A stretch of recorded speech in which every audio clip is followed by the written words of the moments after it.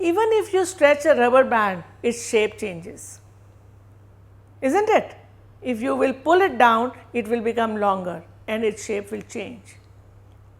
So, what we have seen is that all these effects are there when force is applied, and there could be one or more or all the changes when force is applied. There is change in speed, there is change in shape, and there is change in direction. Now, all these are contact forces, because here the force could act only when the two objects were or two people were in contact with each other. Another form of force is muscular force. Actually, wherever human beings were involved, what force was being used? The muscular force. Now, the man realized very early that alone his force was not so much. So, he started using animals. Like the horses, the donkeys, the camel, they are used also for transportation, for transporting people, for transporting goods. So, even for farming the animals were used, bulls were used, and that, what is that force? That is also a muscular force. So, one kind of force that we are talking about is muscular force, and this is seen in the case of animals. Why I am not saying human beings separately? Because human beings are also ultimately animals only. But there are certain forces which act even without coming in contact. Now, here again you can play.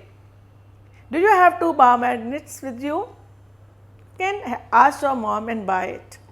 Now, what you do is you keep lengthwise one bar magnet on 3 or 4 pencils. Okay, let it be steady. Then bring the magnet close, not very close, it should not touch. And wow, what are you seeing? The magnet, those pencils are moving towards you. Now, do it with the opposite pole and it will move away. So, you have your own moving pencils, jadoo. What is happening? Which force is this which is acting upon the pencils and the magnet without even coming in contact? This is magnetic force. You can do this experiment even by hanging the magnet on a stand, and then also you will find the same. You bring the magnet close, and if the poles are opposite, they will attract each other, they will come closer, and if they are same poles, then they will repel each other. You must be having small magnets which you use for playing, like sometimes on fridge also stickers are put with the help of magnet.